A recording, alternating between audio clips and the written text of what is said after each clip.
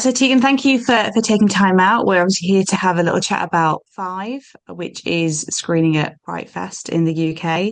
How are you feeling about the selection and the screening? Um, I'm very, very excited. I think London is a great place, and Fright Fest is an awesome place for the film to be premiering. The fans are amazing, and I hear it's a really great festival. Yeah, because obviously Danny came, your director Danny came previously with Follow Her, so she kind of talked the festival up to everybody. Yeah, she told us that it's a really great festival, and everyone's super supportive. And she had mentioned that there's some directors there that she knows that are going, and some people from the past that are returning, including her. So I think Five is in good hands. Right. And I guess, getting into Five, what was it about this project and, the character of Melody that excited you to get involved? Because I think you kind of came to this project a little bit late in the day. Yes, it was very last minute. When Danny pitched it to me, she said it was an actor's dream, kind of the emotional depth and kind of the crazy places that I would have to go. And never in my wildest dreams did I think it would get as intense as it did. But I love the idea of being able to play multiple characters and personalities in one movie. That's something that I have never done before. Um, and I love the horror genre. I started my career in the horror genre and I've always just had a soft spot for it. It's so much fun to film. So as soon as they said comedy thriller, I was in.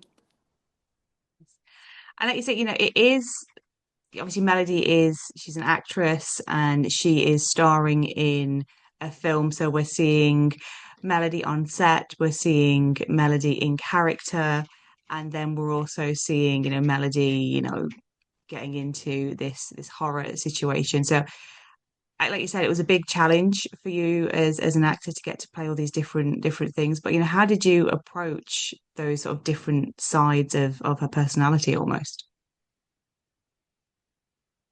I feel like in the like when we were doing the rom-com world, a lot of my body of work comes from Hallmark movies and Lifetime. So because a lot of Melody's other scenes were so intense, when we got to go into the rom-com world, it was almost like a break from all the craziness of playing Five and Melody sort of having her breakdown.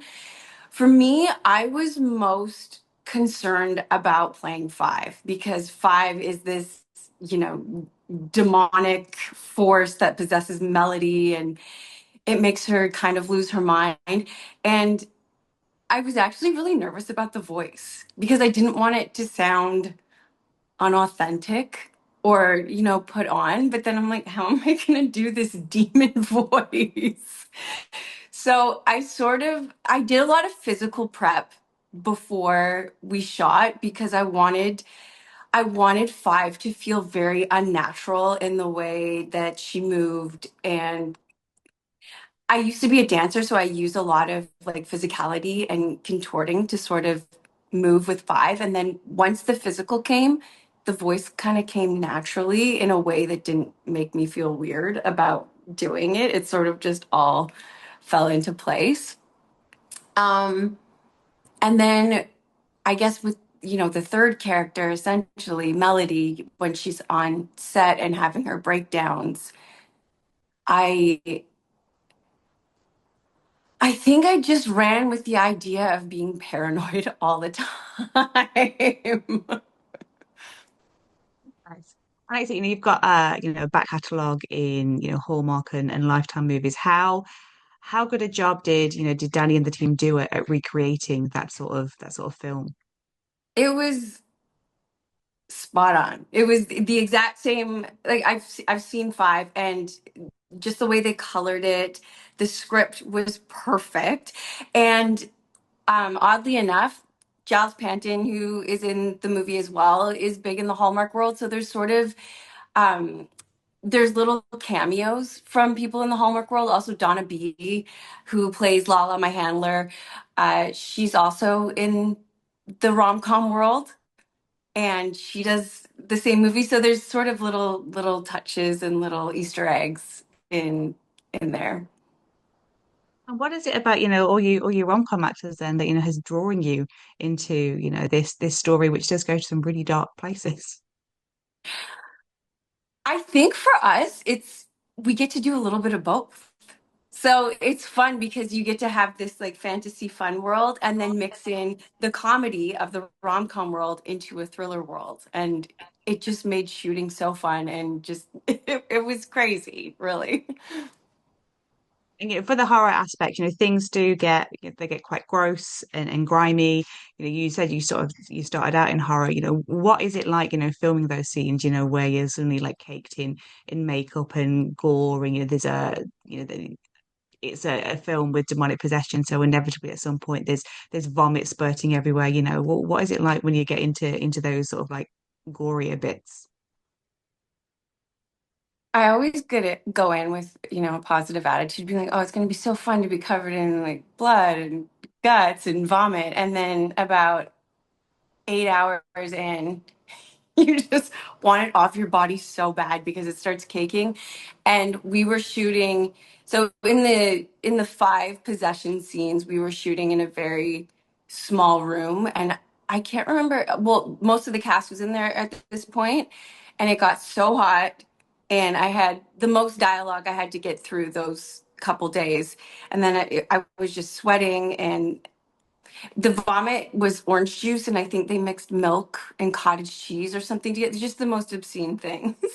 And it just after a while you sort of want it off, but the idea of it is fun until you're over it. And then you get to go back to the rom-com world, and then give yourself a couple of films before you come back. Kind of give yourself. It's kind of like women who have multiple children. They kind of give themselves just long enough to forget what labor's like, and then they get back into it. Is that kind of how you're doing it? A few rom-coms, and then do a horror. Oh no, wait a minute. I remember why I don't do many horror. Yeah, exactly. Exactly. And the thing that I really like about Five is, in addition to, being this kind of, demonic possession story, it's also kind of shining a light on Hollywood, and particularly, the fame game, and how actors are so often defined by how well your previous, project has done, rather than the performance that the actor themselves gives, but how much money it took, at the box office or whatever. And that's something that, directly impacts on Melody. That's kind of how she's ended up making renovated romance. As an actor yourself, what are your sort of views on, the way that, society's kind of judges an actor based off of the box office performance rather than, what they're actually doing? I feel like in this day and age, people have forgotten how to go to a movie now. It's supposed to be a fun experience where you escape, and you know we've all seen crummy movies before, but the way people react to it now, it's almost personal to them. And then the actor gets punished for it when they didn't write the script, they didn't cut the movie. They're doing a job, they're doing the best that they can, and then they get destroyed on social media or whatever for it. And they might never work again, or they might not do a project that big ever again. And I think, bottom line, people have just forgotten to just enjoy film for what it is. And I don't know, not be so hard on it. It's supposed to be entertainment, is supposed to be entertainment. Exactly. And I guess sort of going back to the performances, and within the film, obviously we've talked about the hallmark, we've talked about the horror. You know, how is it kind of playing the life on set? Because I'm hoping that you've not quite experienced a on set life as chaotic as that one. No, definitely not, which I'm very thankful for. Um, with It's interesting because we were shooting a set within a set. So as Danny would say, because she loves the meta world, she would say it's very meta. So it was sort of, I wouldn't say it was confusing, but you would split between these two worlds, but they were the same. And then I think we were able to make it so real because we've lived it. I think she's got that renovated romance, script. So I think the original plan was to film two films at once, which just, I Was mean, very ambitious, was yeah. very ambitious, but we still made the worlds merge. Yeah. But you're hoping that, renovated romance might see the light of day. Maybe you can go back and, and get your, which is got a lot of like power tools and things, hasn't she, in it?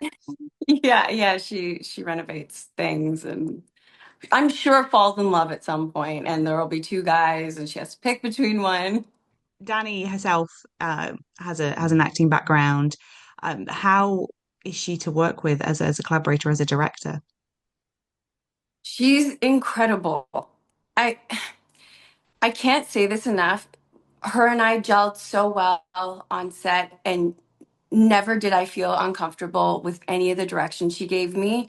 Every time she would run into the room, we'd just be excited where, we could amp something up, or I'd be like, "Ooh, what do you want me to do now?" Or, "Hey, what about this? What if I did this?" And she never protested anything that I suggested, and it made shooting this movie so fun because sometimes when you have restrictions or a director is, very specific about things that they want, you can feel, I guess, confined in your performance. And Danny really just let her rip, basically. Nice. And I guess that my final question to you, why do you hope that the Fright Fest audience take a chance on this film? They're kind of working out what they're going to be watching when. Why do you hope that they take a chance on Five? Kind of going back to what I said before about just being entertained. I hope they give it a shot because it's a really fun movie. You'll laugh, you'll be freaked out, and it merges these two worlds in a way that I don't think I've seen done in a movie before.